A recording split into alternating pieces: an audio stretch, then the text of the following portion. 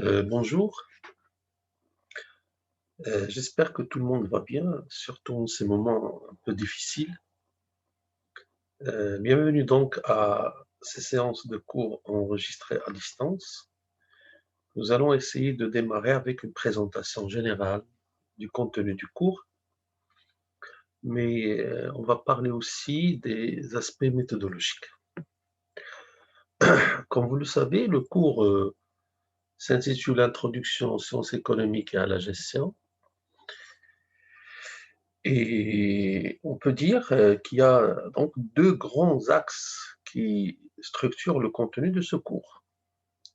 Un premier axe qui propose une introduction à la science économique et un deuxième axe qui se penche sur les mécanismes de gestion des entreprises. Les deux axes sont présentés sous forme de thèmes traités comme des ensembles structurés. Cependant, la compréhension de chaque thème est étroitement liée à celle des autres. Sur le plan de l'organisation du cours, je vais mettre à votre disposition des vidéos enregistrées portant sur les différents axes du cours. Je mettrai aussi des fichiers PDF sur la plateforme, bien sûr, de l'université, ainsi que des documents à lire. Vous pouvez aussi poser vos questions à propos du cours via l'adresse Moodle sur la plateforme de l'université et j'essaierai de répondre à ces questions au fur et à mesure du déroulement des séances du cours. On va aussi essayer de prévoir des séances de discussion sous forme de webinaire en direct sur la plateforme de l'université et je mettrai à l'avance à votre disposition le lien et le passcode sur Moodle. Un dernier élément souligné avant de passer à la présentation détaillée du cours, c'est la bibliographie. Donc, je mets à votre disposition une bibliographie indicative, donc un ensemble de manuels et de livres qui sont disponibles au niveau de la base des données, donc la bibliothèque électronique de l'université, que vous pouvez consulter sur votre espace numérique de travail, donc sans se déplacer physiquement à la bibliothèque. Donc là, il y a aussi des sites internet à consulter pour suivre un petit peu la conjoncture économique et pour suivre l'évolution de l'économie nationale surtout. Donc notamment le site du Haut Commissariat au Plan et le site de Banque Maghreb. Je vous recommande aussi de faire des lectures, de consulter les journaux, les revues économiques traitant des questions économiques nationales et internationales.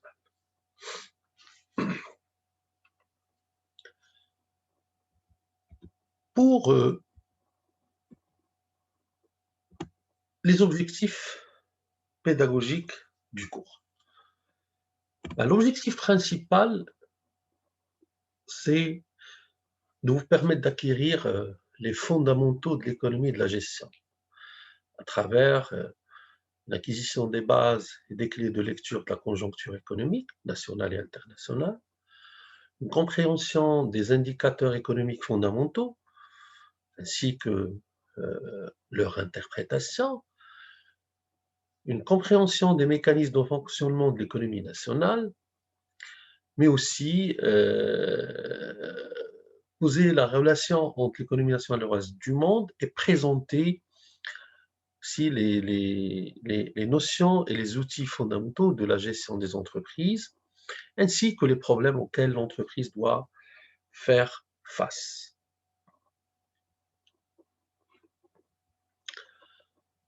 Pour le contenu du cours, donc là, Vous le remarquez, le cours est scindé en deux parties. Une première partie qui traite de l'économie générale, et cette partie est structurée en un ensemble d'axes. Premier axe porte sur l'économie politique comme science sociale, donc les questions de l'objet et des méthodes. L'objectif, c'est de traiter, de revenir sur le statut épistémologique de la science économique. C'est un axe qui est important euh, dans la mesure où il vous permettra de se pencher sur les questions de science, questions de sciences exactes, sciences sociales, le statut épistémologique de la science économique, ainsi de suite. Donc, ces questions-là, vous savez que vous êtes dans une faculté de sciences économiques, juridiques et sociales, donc il est important de revenir sur ces questions. Un deuxième axe portera sur les grands courants de la pensée économique, donc on essaiera de voir un peu comment la pensée économique s'est développée depuis l'Antiquité jusqu'à l'époque contemporaine. L'axe suivant, ou les axes qui suivront, porteront sur les rouages de l'économie nationale, à travers d'abord l'étude des agents, opérations et circuits économiques. Généralement, l'économie est traitée comme étant un système, comme étant un circuit, avec un ensemble d'agents, un ensemble d'opérations, des interdépendances entre les agents, à travers des flux, et dans le cadre d'un ensemble de marchés. Par la suite, on verra comment on mesure ou comment on quantifie l'activité économique nationale à travers notamment la comptabilité nationale, qui est technique statistique permettant de mesurer, de quantifier les différents flux à l'échelle de l'économie nationale. Et comme vous le savez, les pouvoirs publics ont généralement besoin d'informations économiques pour prendre des mesures de politique économique, et la comptabilité nationale fournit justement ces données-là. Un autre axe portera sur les cycles et la croissance économique. En fait, l'économie ou les économies n'évoluent pas de façon linéaire, donc toujours il y a des mouvements de haut et de bas, donc ce qu'on appelle en économie les fluctuations économiques. Ces fluctuations sont traitées à travers les notions de cycle, la notion de cycle économique. Et au niveau de ces cycles, il y a un ensemble de phases, et chaque phase, bien sûr, telle que croissance, récession, crise, récession, reprise, ainsi de suite.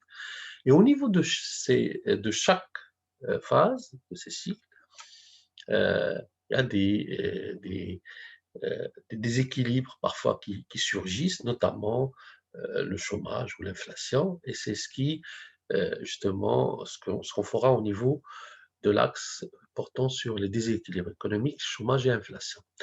Et dans un dernier axe, on traitera ce qu'on appelle la régulation économique. Donc, toute économie, bien sûr, suppose une régulation, soit à travers le marché, là, lorsqu'on est dans une optique libérale ou dans une philosophie libérale, ou une régulation à travers l'État, donc lorsqu'on est dans une philosophie interventionniste. La deuxième partie du cours portera, comme on l'a souligné auparavant, sur la gestion et spécifiquement sur la gestion de l'entreprise. Et là, on traitera d'abord les questions de définition et de typologie des entreprises, hein, sur le plan juridique, sur le plan de la taille, sur le plan du secteur économique. Par la suite, on traitera les mécanismes de fonctionnement de l'entreprise, donc l'ensemble des activités, des fonctions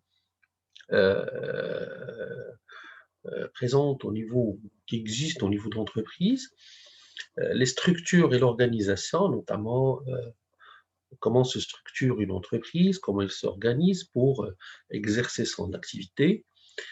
Enfin, la question de la relation entre l'entreprise et son environnement, soit l'environnement interne de l'entreprise, soit son environnement externe. Donc voilà pour les axes ou les parties et les axes qui structurent le contenu de ce cours.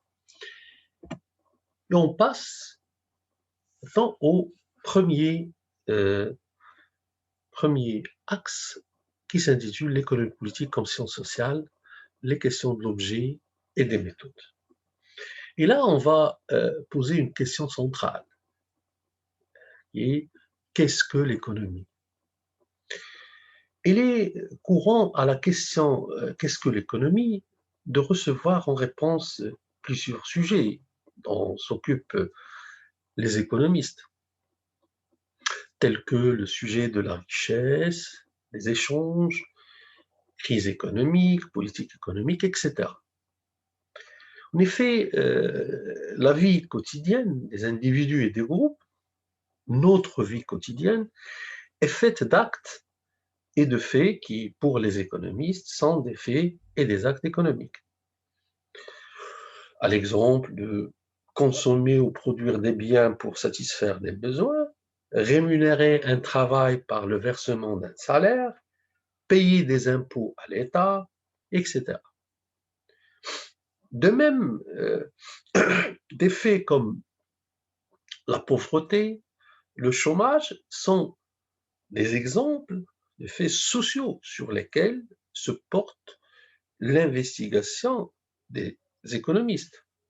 On peut dire donc que la réalité économique se présente comme une multitude d'actes et de faits que les économistes étudient pour déterminer les mécanismes de leur fonctionnement. Ces faits et ces actes sont appréhendés à travers une grille de lecture, une grille spécifique de lecture. Ils sont appréhendés à travers une discipline, une science, qui est bien sûr la science économique. Pour synthétiser, on peut dire que l'économie vise l'étude des comportements humains et là donc, à l'égard des autres sciences sociales et humaines, telles que la psychologie, la sociologie, l'anthropologie, ainsi de suite. Donc, l'économie, à l'égard de ces sciences sociales, a pour objet l'être humain. En effet, l'économie, comme on l'a dit, en tant que science sociale, part du constat que les hommes éprouvent des besoins illimités, mais que les ressources dont ils disposent pour satisfaire ces besoins n'existent qu'en quantité et non limitée. Et de là, les économistes posent un problème central qui est le problème ou le phénomène de la rareté. Et donc, les hommes font face à la rareté et en conséquence, ils doivent faire des choix. Voilà comment les économistes posent ou conçoivent l'objet de l'économie, définissent l'économie. Cette définition, en fait, l'économie ne fait pas l'unanimité entre les économistes. Et les notions de rareté et de besoin sont vivement critiquées et contestées. En fait, certains économistes considèrent que le fait de poser l'objet de l'économie ainsi, c'est-à-dire en termes de ressources rares et de besoins illimités, est un non-sens du fait que le problème n'est pas au niveau de la rareté des ressources, du moment que la nature ne peut donner que ce qu'elle peut donner, ne peut donner que ce qu'elle a. Mais plutôt, le problème, selon ces économistes, se retrouve au niveau des besoins humains qui n'ont cessé et qui ne cessent d'augmenter. Et le fait d'assigner à l'économie un objet scientifique autour des questions de plus de richesse, plus d'échanges et plus d'efficacité comme gage du maximum de jouissance des individus, hein, pour ces économistes, c'est un non-sens. Mais, et d'autre part, toujours selon ces économistes, on n'a jamais chargé l'économie d'expliquer à qui revient réellement la grande part des richesses produites. Quel type de richesse produire et dans quelles limites pour préserver la soutenabilité de la Terre. Et la conséquence, c'est que la Terre est devenue insoutenable. Et l'insoutenabilité est totale. En fait, les déséquilibres écologiques, économiques, sociaux et politiques sont d'une ampleur considérable. Pour enchaîner, on peut dire que, en fait, malgré ces critiques, donc, poser la question centrale de la rareté au niveau de la science économique, quand même a le mérite de donner un objet et un champ d'analyse à l'économie et a le mérite aussi de tenter une synthèse entre les différentes approches économiques. Pour revenir à cette question qu'on a posée au départ, à savoir, qu'est-ce que l'économie? On va essayer d'apporter des éléments de réponse sur deux plans essentiels. D'abord, sur le plan étymologique. Et avant de revenir sur l'étymologie du terme économie, je vais essayer de rappeler rapidement ce qu'on entend par étymologie. L'étymologie, c'est la discipline qui vise l'étude de trois éléments importants. D'abord, l'évolution dans le temps du sens d'un mot, d'un terme. Deux, l'évolution de son orthographe. Et trois, son origine antique, donc sa racine antique. L'étymologie nous permet de connaître le sens des mots en revenant à leur racine, c'est-à-dire à leur origine, comme on a dit. En langue française, par exemple, la plupart des mots viennent du grec ancien ou du latin. Bon, parfois, on trouve aussi qu'il y a des mots qui dérivent de l'italien, des langues germaniques ou de l'arabe. Donc la base du mot est appelée sa racine, comme on a dit. Et généralement, des mots où les mots se composent de deux composantes essentielles. Donc, la composante au début du mot, c'est ce qu'on appelle un préfixe, et la composante qui figure à la fin du mot, qu'on appelle un suffixe. En fait, le préfixe modifie le sens du mot de base. Le suffixe qui vient après le préfixe, comme on a dit, crée un nouveau mot en changeant la nature même du mot. Pourquoi on revient généralement sur la racine étymologique d'un mot? C'est parce que y a ce qu'on appelle au niveau du langage un glissement sémantique. C'est la sémantique, c'est l'étude du sens de la signification des signes, notamment dans le langage.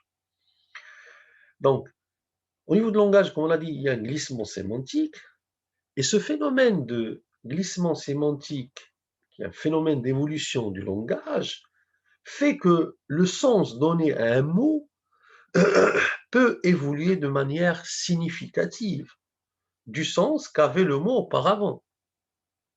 Ce qui se passe alors, c'est que parfois, certains mots sont oubliés ou transformés avec le temps et peuvent revenir dans le langage et peuvent revenir dans le langage et ne traduisent pas parfois le sens qu'il avait à la base. D'où donc la nécessité de revenir toujours sur la racine étymologique des mots pour saisir leur sens, surtout dans le cadre du champ de la connaissance scientifique. Pour revenir maintenant à cette euh, question notamment de l'étymologie du terme économie, on peut dire que étymologiquement, le terme économie dérive des mots grecs oikos, nomos, de oikia qui signifie maison et de nomos qui signifie règle ou administration. Lorsqu'on réunit les deux, on se rend compte que le terme économie veut dire c'est oikos nomos qui veut dire règle ou administration de la maison, règle ou gestion, administration de la maison. Le terme est utilisé pour la première fois par Xénophone. Xénophone est philosophe grec, donc 426-354 avant Jésus-Christ, dans son ouvrage intitulé L'économique, où se trouve justement, où il expose les règles d'une bonne gestion foncière. Xénophone, comme on a dit, c'est un philosophe, mais aussi c'est un historien grec, et c'est un disciple de Socrate. Il a laissé des œuvres très variées dans l'œuvre qui nous concerne, l'économique. L'économique, ou cette œuvre, c'est un traité socratique dans lequel Xénophone imagine un dialogue entre Socrate et l'un de ses disciples, Crétabule. Ce dernier souhaite connaître comment gérer le domaine, c'est-à-dire l'oikos, qu'il a hérité de son père, car il lui faut faire face à des dépenses considérables au service de la cité. Et Socrate lui rapporte alors la conversation qu'il a eue avec Ishomaque. Ishomaque est un grand propriétaire terrien qui fait travailler sur ses terres de nombreux esclaves. Alors Ishomaque lui a expliqué les raisons de ses succès de gestionnaire, tels que la manière de traiter les esclaves pour en obtenir le meilleur rendement possible, ainsi que les multiples opérations que doit accomplir un bon agriculteur, notamment faire preuve de qualité d'organisateur, qui sont aussi celles du bon chef de guerre. Donc l'oikonomike, c'est-à-dire l'art de bien gérer un domaine, est ainsi, selon Xénophone, l'un des aspects de l'art de commander.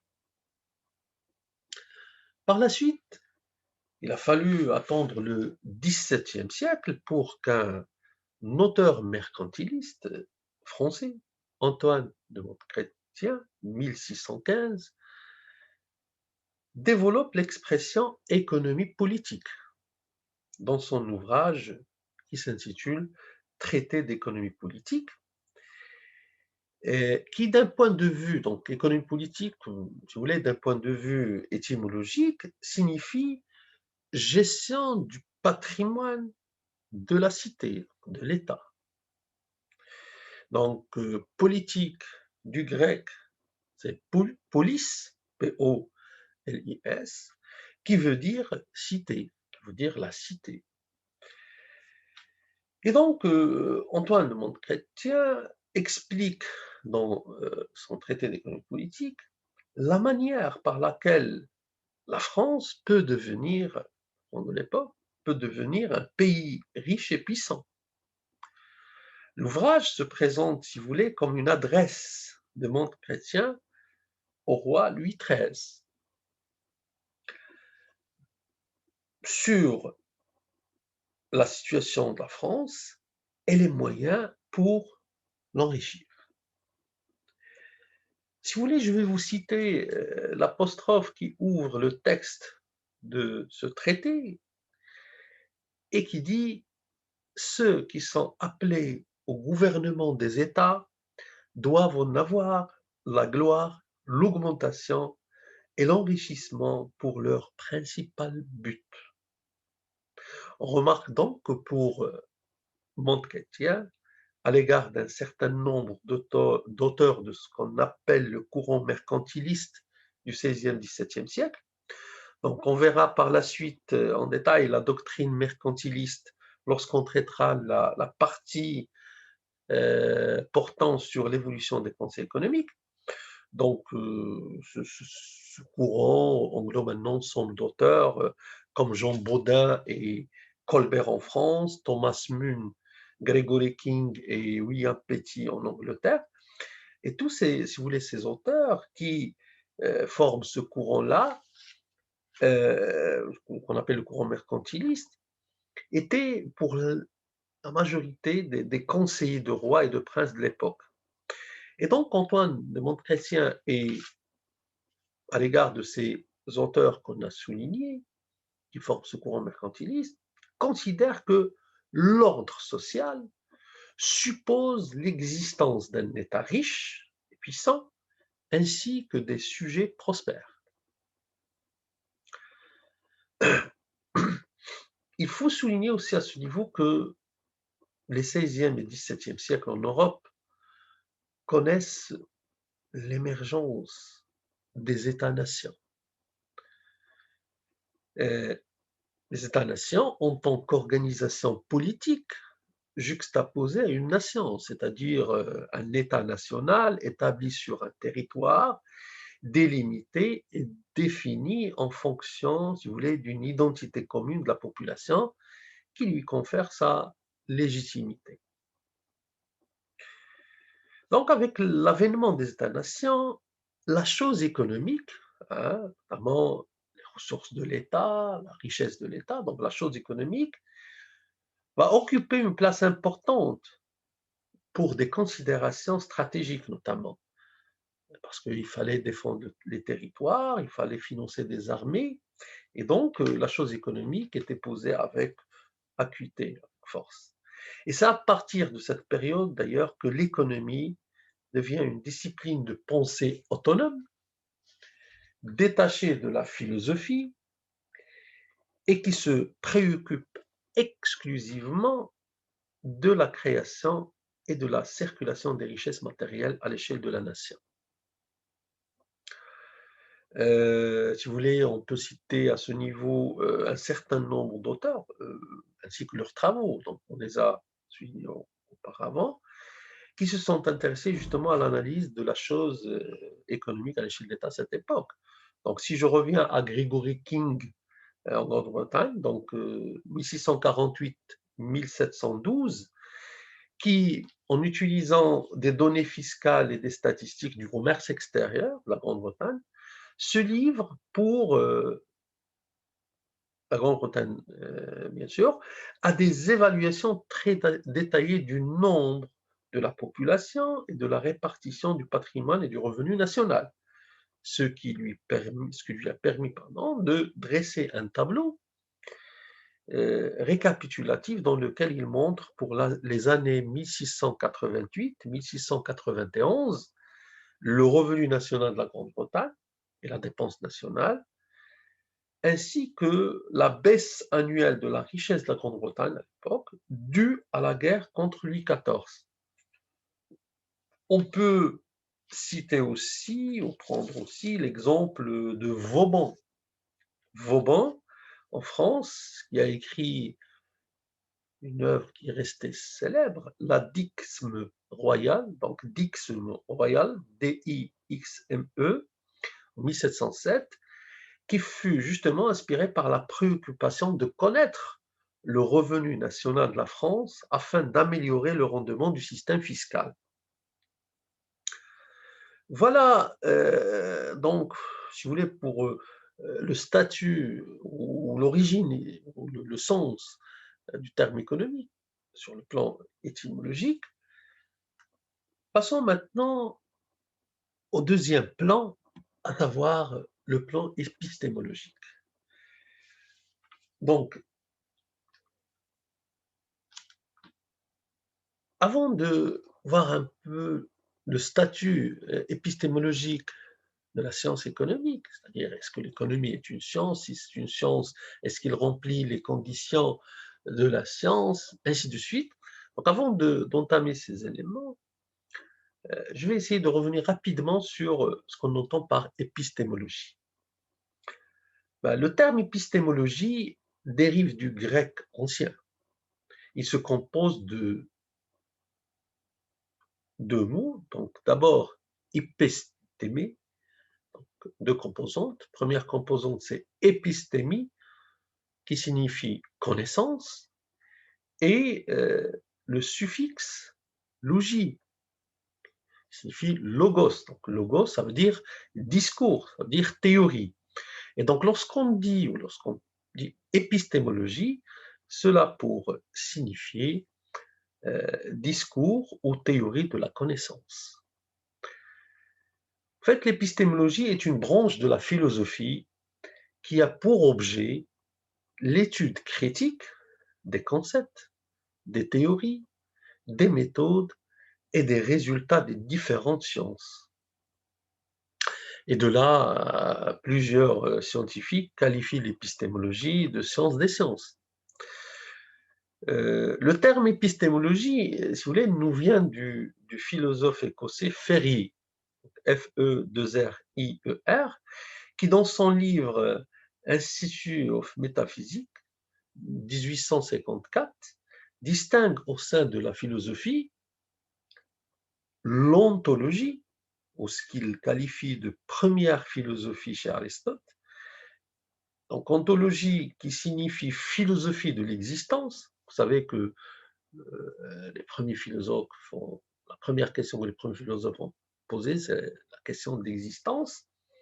Donc Ferrier distingue au sein de la philosophie, il distingue l'ontologie, qui est une philosophie de l'existence, de l'épistémologie, hein, qui traduit la capacité de l'homme à connaître la réalité. L'ontologie, si vous voulez, c'est une philosophie de l'existence, et l'épistémologie, ou la théorie de la connaissance, traduit la capacité de l'homme à connaître la réalité. On peut dire donc que l'épistémologie au sens strict est une critique faite a posteriori axée sur la validité des sciences considérées comme des réalités. Et là, si vous voulez, les grandes, on peut dire qu'il y a 3 ou 4 grandes questions fondatrices de l'épistémologie. L'épistémologie pose la question de qu'est-ce que la science? Qu'est-ce qui distingue la science comme ensemble de connaissances des autres types de connaissances? Comment définir la science? Et comment définir la science? 2, comment la science ou une science s'est-elle constituée? Et quelles méthodes de recherche et de travail, et de réflexion ont été employées pour la construire? Et 3, comment juger de la valeur et de la validité d'une connaissance scientifique? Que veut dire qu'une théorie scientifique est vraie? Donc voilà, si vous voulez, les questions fondatrices de l'épistémologie. Et à ce niveau-là, je vous recommande vivement de lire un ouvrage très important dans ce domaine, l'ouvrage de Madeleine Gravitz, donc Madeleine Gravitz, donc Gravitz, Gravitz, qui s'intitule Méthode des sciences sociales dans l'édition Dalloz. Bon, ce livre est très important et vous aidera certainement durant tout votre cursus universitaire à comprendre les questions des méthodes, surtout au niveau des sciences sociales. On peut dire donc que, dans un dernier élément, on peut, dans un dernier élément, faire une distinction entre l'épistémologie et la méthodologie. On entend toujours parler d'épistémologie et de méthodologie. Et d'une manière un peu simple, si vous voulez, on considère que la méthodologie a pour objet l'étude des méthodes scientifiques et fait partie ainsi de la logique. Par contre, l'épistémologie est porte essentiellement sur l'étude critique des principes, des hypothèses, des résultats et des résultats des diverses sciences. Voilà donc un retour un peu succinct sur ce qu'on entend par épistémologie. La question qui se pose par la suite est: quel est le statut épistémologique de la science économique? Autrement dit, est-ce que l'économie est une science? Mais avant d'apporter des éléments de réponse à cette question, on va poser une question beaucoup plus générale, savoir d'abord qu'est-ce qu'une science? Pour que par la suite, on tentera de comprendre est-ce que l'économie remplit les conditions de la science, donc ce qu'on appelle les conditions de la scientificité. Alors, lorsqu'on pose la question de qu'est-ce qu'une science? D'abord, le mot science apparaît vers l'an 1080, le XIe siècle. Elle dérive du latin classique scientia, S-C-I-E-N-T-I-A, qui veut dire connaissance, et spécifiquement connaissance rationnelle. Scientia vient de scientis, S-C-I-E-N-T-I-S, qui signifie qui sait, qui signifie instruit, habile. Et le terme scientist, donc S-C-I-E-N-T-I-S-T, a été introduit dans la langue anglaise par William Whewell, William Whewell, W-H-E-W-E-2-L. Il a été introduit par cet auteur vers la moitié du XIXe siècle. Le mot science ou scientifique a été introduit dans la langue française à partir du XXe siècle pour remplacer le mot savant. Il faut noter à ce niveau aussi que jusqu'au XVIIIe siècle, la science est conçue avant tout comme un problème métaphysique, philosophique. Bon, la métaphysique, c'est une branche de la philosophie et c'est une, si vous voulez, c'est une recherche rationnelle qui a pour objet la connaissance du monde, de l'être et des choses en tant qu'il existe au-delà, et donc séparément des expériences sensibles que nous en avons. En fait, si vous voulez, il y avait une forte imbrication entre les présupposés philosophiques et la démarche scientifique. Et à ce niveau, il faut préciser que c'est sous l'effet ou sous l'influence de plusieurs faits durant le XIXe siècle que la réflexion sur la science va changer d'orientation. Et là, on peut citer, si vous voulez, deux faits importants. D'abord, deux faits, bien sûr, qui ont influencé en fait, la réflexion sur la science, notamment au XIXe siècle. Premier fait, c'est la révolution industrielle, qui s'est accompagnée d'un développement des sciences et techniques nouvelles, l'exemple des lois physiques.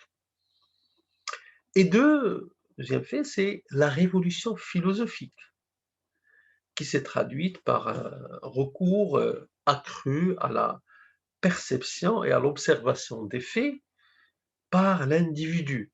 En effet, le rôle de l'individu est devenu, durant cette période, beaucoup plus important qu'auparavant dans tous les domaines de la vie, donc politique, sociale, économique et scientifique, du moins dans l'Europe occidentale à cette époque.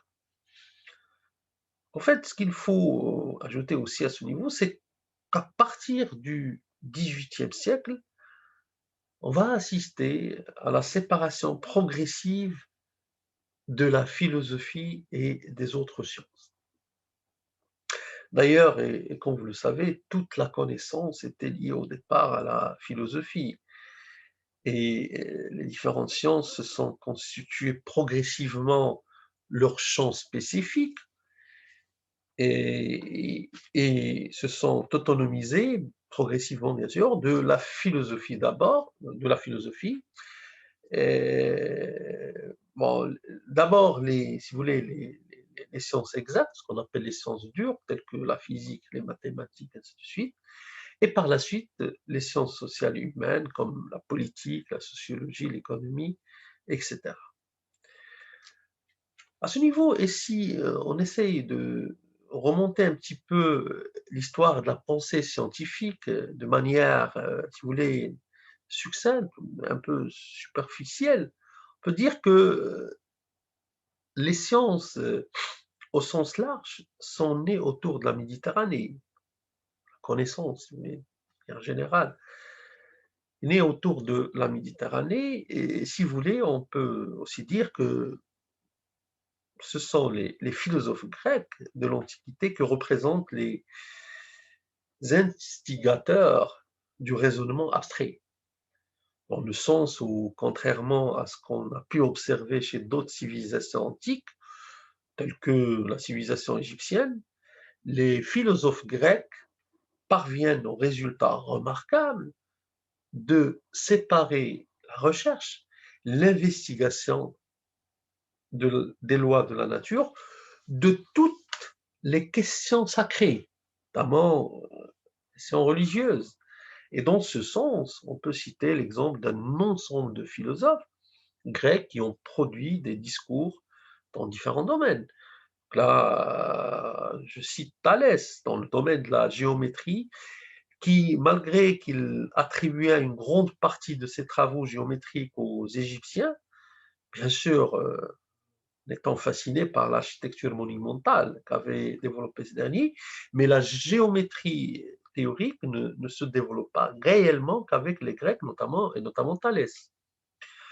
On peut citer aussi l'exemple de Platon. Donc, Platon, qui par le biais de ses dialogues avec Socrate, a permis le développement de la théorie des idées et développa les premières réflexions sur la causalité.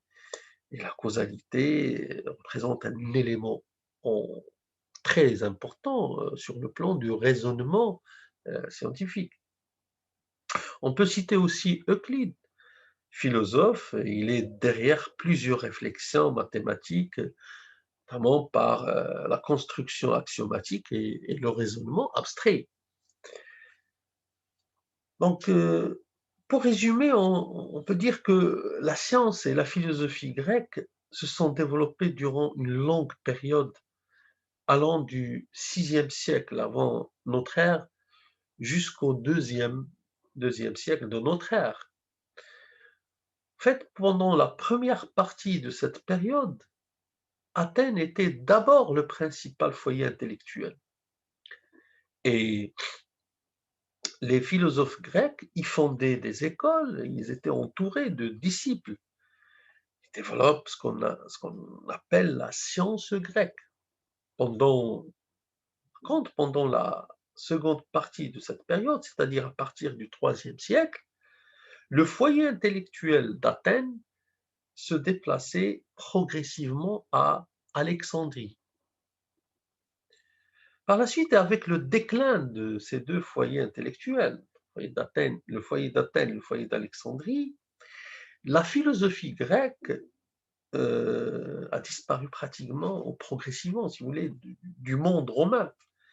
Et la science entrait dans une période de stagnation pendant presque une dizaine de siècles. On peut citer parmi les causes essentielles de ce désintérêt philosophique et scientifique un ensemble justement de causes ou de facteurs. Et là, on trouve essentiellement l'emprise qu'exerçait l'Église à cette époque dans tout le monde occidental. En fait, l'Église était présente et régulait toutes les activités humaines durant le Moyen Âge. Si vous voulez, le Moyen Âge, c'est la période de l'histoire européenne qui s'étend de 476 à peu près donc la fin du 5e siècle, date de la chute de l'Empire romain d'Occident, au 15e siècle, à peu près 10 siècles. Le Moyen Âge, comme on l'a souligné, a connu la domination de l'Église, domination dans tous les domaines, mais aussi domination de la population, de la pensée et des différentes activités économiques et sociales. Donc on a dit que l'activité, en fait, où l'Église était présente, elle régulait toutes les activités durant le Moyen Âge, et surtout l'activité intellectuelle qui était soumise aux préceptes moraux et à la religion. En fait, l'Occident ne sortira de cette situation que vers la fin du Moyen Âge, hein. Mais ce qu'il faut souligner aussi, c'est que durant cette période, c'est-à-dire la période romaine et jusqu'au XIIIe siècle environ, la science et la philosophie grecque se propageaient vers le Moyen-Orient et s'enrichissaient de l'apport de la science et de la philosophie arabo-musulmane. Et là, on peut donner l'exemple d'un ensemble de domaines. À ce niveau, on peut donner l'exemple des mathématiques et de l'astronomie. Et là, donc, on peut dire que c'est par le biais justement de la civilisation arabo-musulmane qu'une grande partie de la science grecque faisait sa réapparition dans le monde occidental vers le XIe, XIIe siècle. En fait, ce qui s'est passé, c'est que les textes grecs traduits précédemment par les philosophes arabo-musulmans furent retraduits de l'arabe en latin, et on va assister à la fondation des premières universités en Europe qui vont découvrir la philosophie et la science grecque, notamment par ce qu'on appelle le mouvement des scolastiques. Bon, les scolastiques, c'est un mouvement philosophique qui a connu l'Europe entre le Xe et le XVe siècle. Et scolastique, justement, dérive du latin scola, c'est-à-dire école. Donc, ce mouvement, si vous voulez, caractérise la pensée du Moyen Âge en Europe, et caractérise la pensée au Moyen Âge en Europe, et l'enseignement, justement, donné dans les universités chrétiennes de l'époque. Si vous voulez, c'est une philosophie visait à concilier, si vous voulez, la philosophie antique avec la théologie chrétienne.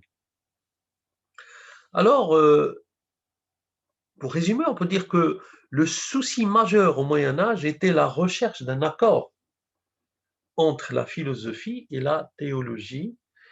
Et la scolastique, le mouvement scolastique, si vous voulez, était au cœur de cette logique. Vient après la période de la Renaissance européenne. Mais surtout, en fait, si vous voulez, c'est à partir du XVIIe siècle que les découvertes se multiplient dans tous les domaines de la science. À l'exemple de la loi la chute des corps et lunettes astronomiques de Galilée, 1604 et 1610, la circulation du sang par Harvey, 1628, l'expérience sur la pesanteur de l'air, Torricelli, 1644, la théorie de la lumière, Newton, 1670, le microscope et le calcul différentiel avec Bernoulli, 1690, la machine à vapeur avec Papin en 1690 aussi. On peut dire donc qu'au cours du XVIIe et XVIIIe siècle, qu'on qualifie d'ailleurs de siècle de lumière, on va assister à l'émergence d'une pensée scientifique moderne.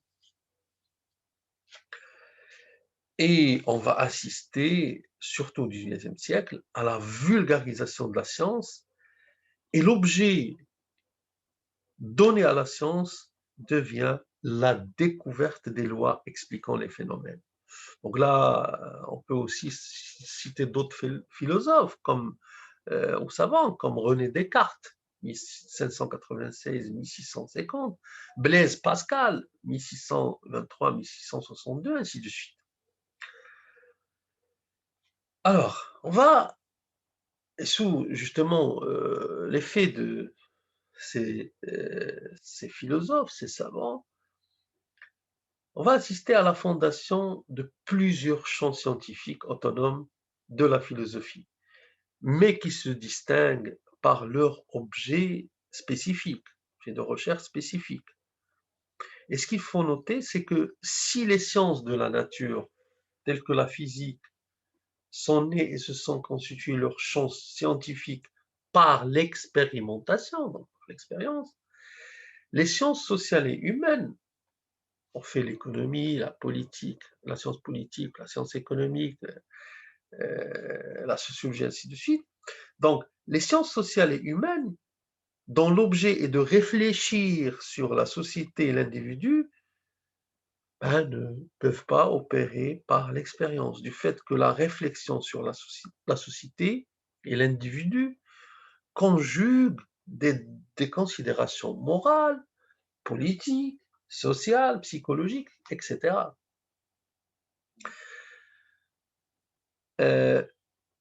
On peut dire ainsi que sur cet aspect de la méthode, les sciences sociales se sont développées surtout par l'observation des faits et ce développement a été surtout, en fait, surtout, c'est surtout développé dans des périodes de crise sociale, politique, économique. On peut ajouter que les sciences sociales ne sont pas encore, jusqu'à aujourd'hui, arrivées à construire une théorie de l'homme leur permettant d'intégrer l'ensemble des phénomènes observables. Voilà, si vous voulez, un petit rappel succinct sur l'évolution de la pensée scientifique. Et si on revient à la question qu'on a posée au départ, c'est-à-dire c'est quoi une science, ce qu'on peut dire, c'est que à la base de toute science réside, si vous voulez, le point de départ au niveau de la science réside dans la volonté de l'homme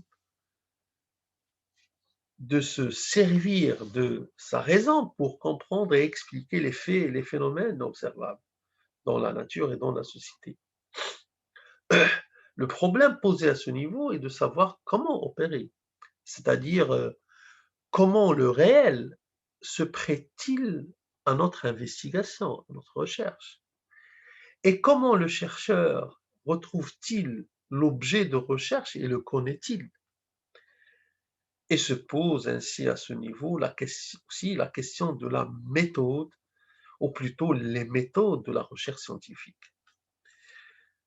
Avant de se pencher sur les méthodes de la recherche scientifique, il est important, notamment au niveau de la science économique, il est important de revenir sur la question suivante.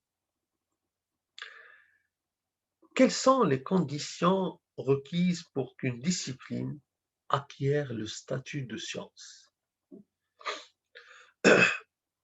Alors, pour tenter de répondre à cette question, nous soulignons d'abord que la science en tant qu'ensemble de connaissances humaines organisées sur la nature, comme on a dit, la société, la pensée, c'est-à-dire un ensemble de lois objectives expliquant les faits observables en utilisant les méthodes de recherche scientifique. Donc la science est un ensemble de connaissances accumulées. Et là, c'est un élément important lorsqu'on parle de science, c'est-à-dire la science est l'ensemble de connaissances auxquelles les membres d'une communauté scientifique ont accès et que l'on suppose être vraies. Donc la science en tant que connaissance accumulée diffère des intuitions et des expériences individuelles ou personnelles, qui restent des actions ou des événements non renouvelés et donc non accumulables. Maintenant, et pour revenir à la question, donc, si vous voulez, pour revenir aux conditions requises pour qu'une discipline acquiert le statut de science, ce qu'on appelle couramment les conditions de la scientificité, on trouve trois conditions essentielles. Donc là, on a souligné cette question de l'accumulation, donc la science, ou principale condition, c'est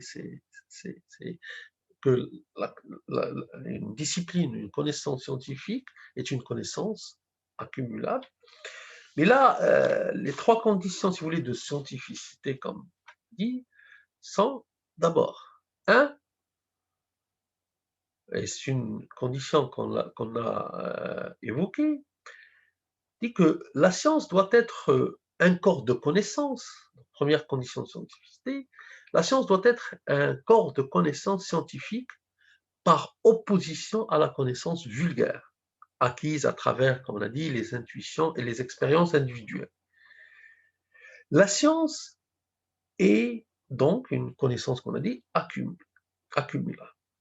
Ce qui signifie que c'est une connaissance transmissible, c'est-à-dire que les connaissances passent et se développent de génération en génération par un transfert dans le temps et dans l'espace. La science est une connaissance accumulée, veut dire aussi que c'est une connaissance systématisée, c'est-à-dire que la science utilise une symbolisation et un langage particulier spécifique, donc graphique, relations algébriques, symboles, ainsi de suite. Donc la science a son propre langage. 3, donc la science c'est une connaissance accumulée, ça veut dire que c'est une connaissance rationalisée, c'est-à-dire que la science explique comment ont été obtenus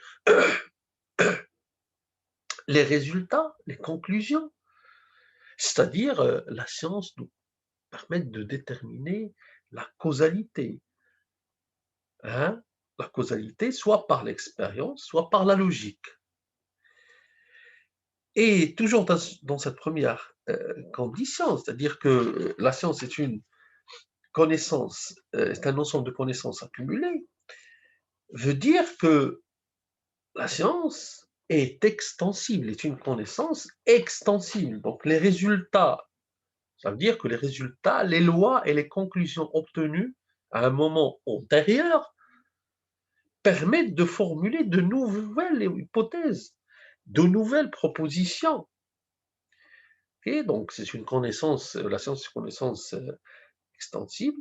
Aussi, et toujours dans le cadre de cette première condition, c'est-à-dire que la science est un corps de connaissances scientifiques, hein, donc toujours dans cette première condition, pour qu'une connaissance soit scientifique, il faut qu'elle utilise la démarche et la méthode de la recherche scientifique dans le processus de formation de la connaissance.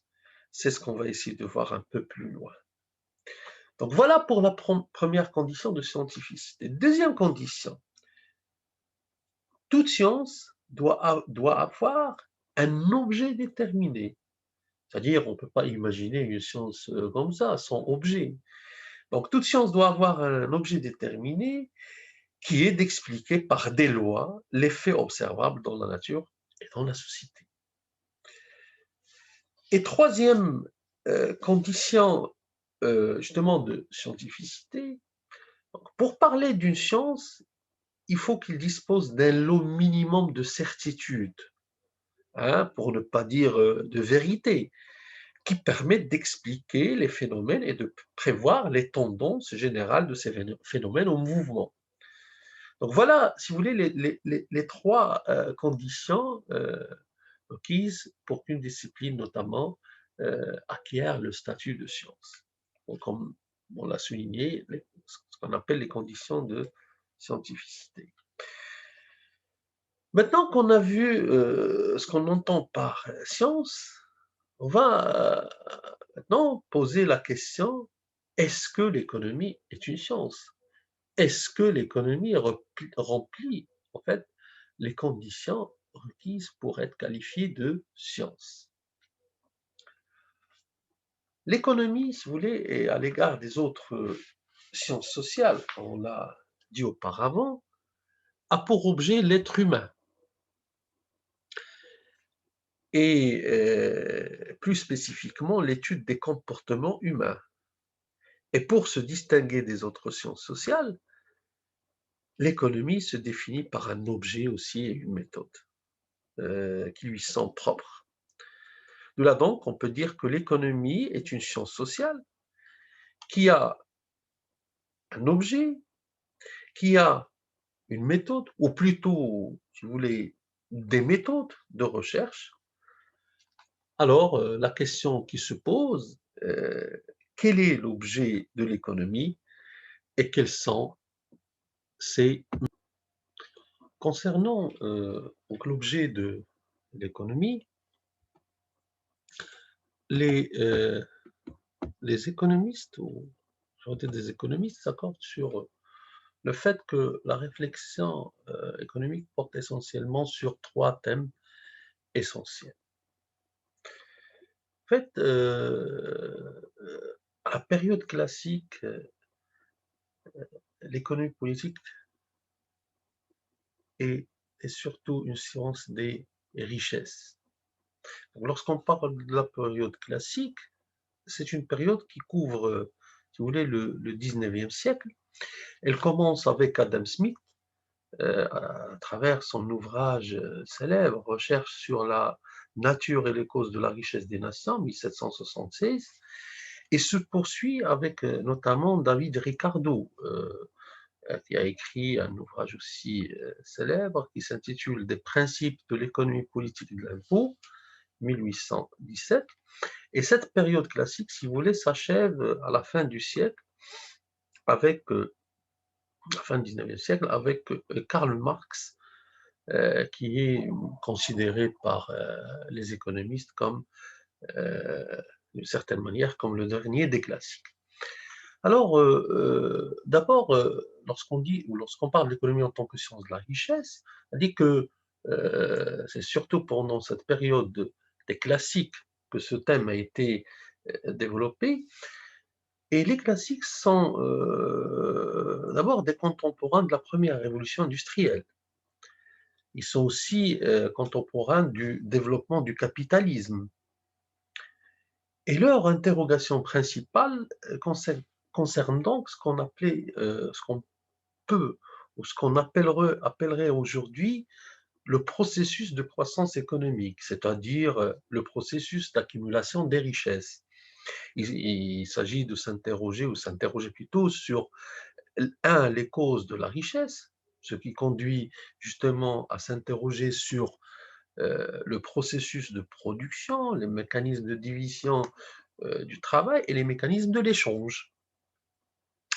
Deux, il s'interrogeait sur la nature de la richesse, ce qui conduit à s'interroger sur la nature de la monnaie, sur les concepts de valeur, des prix. Et trois, les classiques se sont interrogés sur la répartition de la richesse, c'est-à-dire la détermination des revenus, les mécanismes notamment de leur distribution.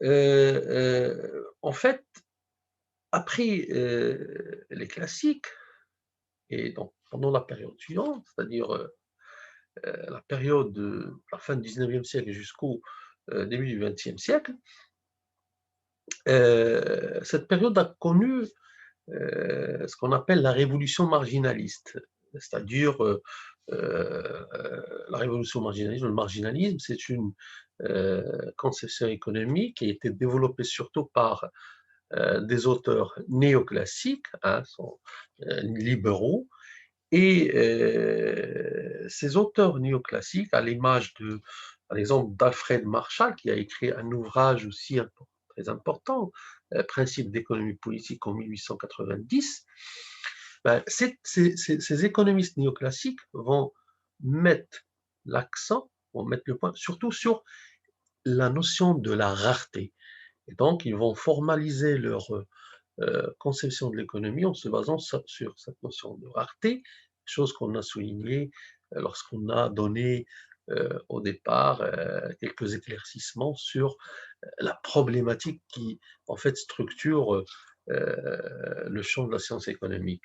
Alors, selon les néoclassiques, c'est l'existence des contraintes de rareté qui crée le problème économique, lequel devient pour l'essentiel un problème de choix. Donc, si vous voulez, c'est avec les néoclassiques que, qu'on va assister à la formulation de cette problématique au niveau du champ économique, qui est la problématique de la rareté et des choix.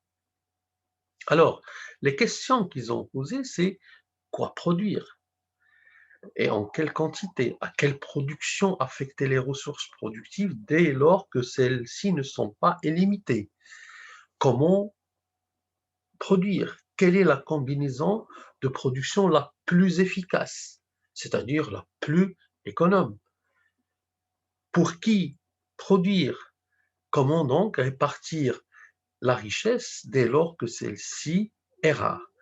Donc voilà, si vous voulez, le deuxième, la deuxième période durant laquelle s'est formalisé l'objet de l'économie, notamment autour de ces questions de rareté et de choix. Bon, maintenant, ce qu'on peut dire aussi, c'est que l'économie, ou lorsqu'on parle de l'objet de l'économie, ben, on peut évoquer qu'il y a entre les économistes un objet commun. Donc finalement, cet objet c'est commun, c'est la formation des grandeurs économiques. Finalement, le questionnement particulier des économistes peut se résoudre en deux questions principales. D'abord, il s'agit de comprendre, un, comment les agents économiques, donc qu'elles soient individus, pouvoirs publics, entreprises, effectuent dans un monde caractérisé par la rareté, a priori des ressources disponibles, leur choix. Donc choix de production, de consommation, d'investissement. Puis deux, comment ces choix sont coordonnés de manière à déterminer le niveau et l'allocation optimale des richesses produites. Ce faisant donc, les économistes choisissent de s'intéresser en fait au processus de la formation de toutes les grandeurs économiques, richesse, prix, revenus, valeur, niveau d'emploi, ainsi de suite.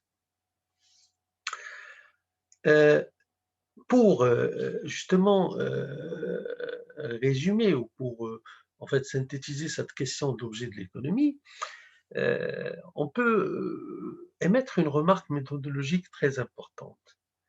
Donc, dès lors que la science économique va se définir en se donnant comme objet l'étude des grandeurs, donc richesse, euh, répartition, ainsi de suite, des richesses, euh, elle va naturellement être portée à recourir au calcul. Et là, c'est un élément, comme j'ai dit, méthodologique très important. Donc, l'économie va naturellement être portée à recourir au calcul, à travers la statistique, puis les mathématiques, et à la formalisation, c'est-à-dire formaliser la réalité sous forme d'équations mathématiques, par exemple. Et de là, il va emprunter aux sciences exactes, pour son usage propre, des concepts tels, par exemple, le concept de l'équilibre. Et il en résultera, bien sûr, ainsi un rapprochement de l'économie avec les sciences dures ou les sciences, si vous voulez, exactes.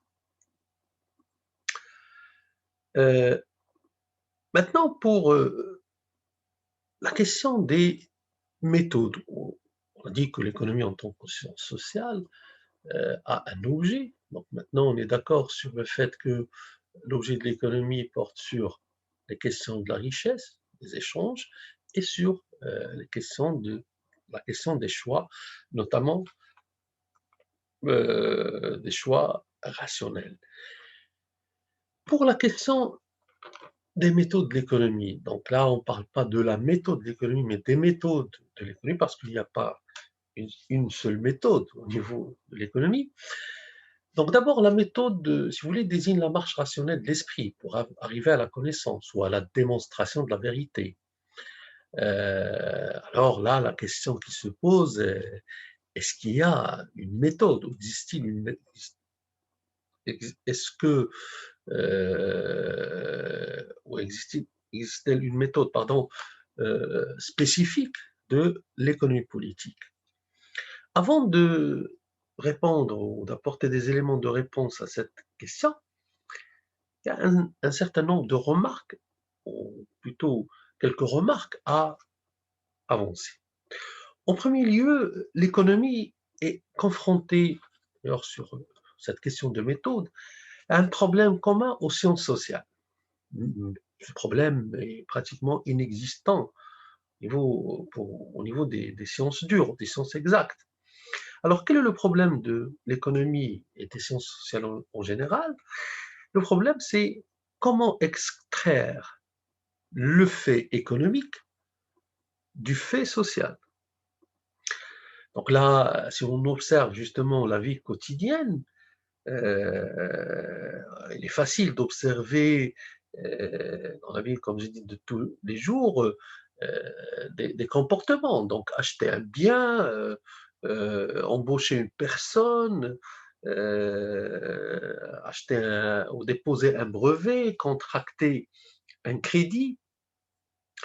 Et justement, le problème qui s'ouvre, la question qui se pose à ce niveau-là, c'est que ces faits sociaux ont la particularité de ne pas être seulement économiques. Ils sont aussi sociologiques, historiques, géographiques, anthropologiques, ainsi de suite, juridiques, etc. Par comparaison, en sciences exactes, un corps qui tombe n'est qu'un fait physique.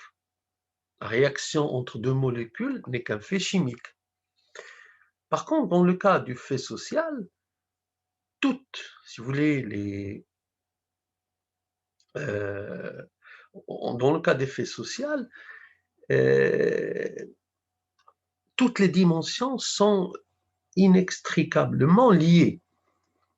Donc voilà, si vous voulez, le premier problème, le premier problème à relever au niveau de la science économique en tant que science sociale, bien sûr, problème lié à cette question de la méthode ou des méthodes. En second lieu, l'économie doit distinguer les énoncés réellement scientifiques, qu'on appelle les énoncés positifs, des énoncés normatifs. Hein. Donc là, si vous voulez, on le verra un peu plus loin lorsqu'on parlera de l'approche positive et de l'approche normative. Mais là, on peut souligner que c'est Léon Walras, qui est un économiste néoclassique, revient le mérite de cette distinction. Donc on verra un peu plus loin cette question. Bon, toutefois, justement, les, euh, les, les économistes ne sont pas d'accord ne sont pas d'accord sur, on ne partage pas un même point de vue sur cette question de méthode, et beaucoup pensent qu'il est impossible, en fait, au niveau économique, de produire des énoncés universellement vrais. Comme le souligne à juste titre l'économiste Arnaud Parienti, qui souligne, contrairement, et là je le cite, contrairement au solide lancé avec une certaine force dans une certaine direction par le physicien, qui est une trajectoire constante, les agents économiques, pourtant, confrontés aux mêmes conditions, ne réagissent pas de la même façon une seconde fois. Il n'y aurait donc pas de vérité absolue en économie, pour une grande majorité des économistes. Il y aurait peut-être seulement des vérités partielles qui n'ont de sens que dans le contexte historique et limité dans lequel elles ont été formulées.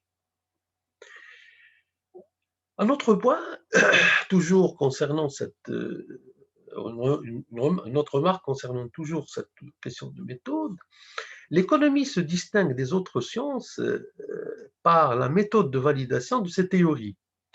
Donc là, selon la proposition de l'épistémologue Karl Popper, une théorie est scientifique si elle est réfutable par l'expérience. Or, l'économie n'est pas une science expérimentale, donc il est impossible d'isoler les faits économiques et sociaux, ou les faits économiques dans un laboratoire pour faire une expérience. On ne peut pas isoler le chômage au niveau d'un laboratoire pour l'étudier. Et ces faits, donc, aussi ne se reproduisent jamais à l'identique. Donc, la confrontation au réel passe au niveau de l'économie essentiellement par l'observation et non l'expérimentation. Donc voilà, si vous voulez, quelques remarques, notamment sur cette question de méthode. Maintenant, si vous voulez, on va se poser la question alors, comment procèdent les économistes? Et là, on va revenir sur 4 éléments importants. D'abord, question concernant la méthode de la science économique, d'abord, les économistes émettent des hypothèses, essaient en fait, de modéliser et essayer de trouver ou en fait, de faire apparaître des lois. Faire apparaître des lois qui semblent gouverner le comportement des agents. Une loi est généralement fondée sur des hypothèses plus ou moins contraignantes qui représentent des simplifications de la réalité. Donc on essaie en fait, à travers ces lois, de traduire, de simplifier la réalité. Donc hypothèses et lois permettent de construire des modèles. Là, on parle toujours de modèles en économie ou de modèles économiques qui donnent une représentation théorique du fonctionnement de l'économie. Et comme dans toute démarche scientifique, toujours ces modèles sont confrontés aux faits. D'ailleurs, comme on dit, donc confrontés aux faits, ces modèles sont confrontés aux faits pour tester leur validité. Et comme on dit toujours, la validité d'une théorie repose sur la capacité de ses conclusions à expliquer les faits. Deux, les économistes aussi sont partagés quant à cette question de la méthode entre l'approche positive et l'approche normative. Donc une analyse positive explique pourquoi les choses et les comportements sont ce qu'ils sont, explique la réalité, et vise donc à montrer le monde tel qu'il est. Par contre, une analyse normative cherche à définir ce que doivent être les choses et les comportements et cherche à expliquer comment doit être le monde, donc comment doivent être les choses. Et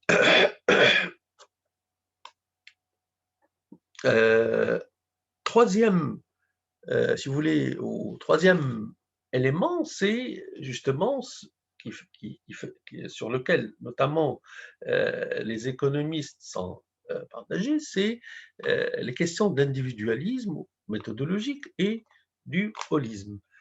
Donc l'individualisme méthodologique, si vous voulez, c'est une méthode d'analyse des faits économiques et sociaux qui part du principe que les phénomènes étudiés peuvent être expliqués à partir des comportements individuels, alors que le holisme considère que les comportements individuels s'inscrivent dans un contexte global prédéterminés.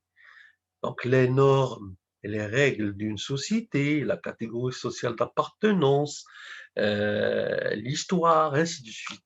En conséquence, l'étude du contexte global pour ces économistes est nécessaire pour comprendre les actes individuels. Là, lorsqu'on se place dans une conception holiste ou dans une méthodologie, notamment dans cette logique, dans la logique des économistes qui privilégient justement le holisme. Dernier élément, c'est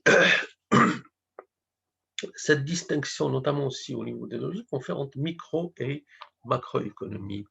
Donc, l'analyse microéconomique, si vous voulez, relève de l'individualisme, ce qu'on appelle l'individualisme méthodologique, hein, et prend pour point de départ l'analyse économique à l'échelle d'un agent. Par exemple, on analyse une entreprise, on analyse un consommateur. Okay. Donc, l'analyse microéconomique choisit un agent type, puis pour passer aux grandeurs globales, elle propose d'agréger les décisions individuelles. Donc, voilà, agréger, c'est-à-dire faire la somme. Donc, partons, disons, ce qui est vrai pour un et peut-être vrai pour l'ensemble. À l'inverse, la macroéconomie s'intéresse aux relations entre les grandeurs globales. Donc, en microéconomie, le point de départ est l'analyse à l'échelle d'un agent économique. En macroéconomie, il se situe à l'échelle de tous les agents économiques. Les conclusions de l'analyse microéconomique ne sont pas forcément généralisables au niveau macroéconomique, parce que ce qui vaut pour un consommateur ne vaut pas pour un producteur. Donc, il est difficile de donner des fondements microéconomiques à l'analyse macroéconomique, ce qui justement justifie une approche purement macroéconomique pour rendre compte de phénomènes que ne peut expliquer la microéconomie. Donc voilà pour cette séance portant sur l'axe 1 qui s'intitule l'économie politique comme science sociale, donc les questions de l'objet et des méthodes. Je vous souhaite bon courage et à la prochaine fois.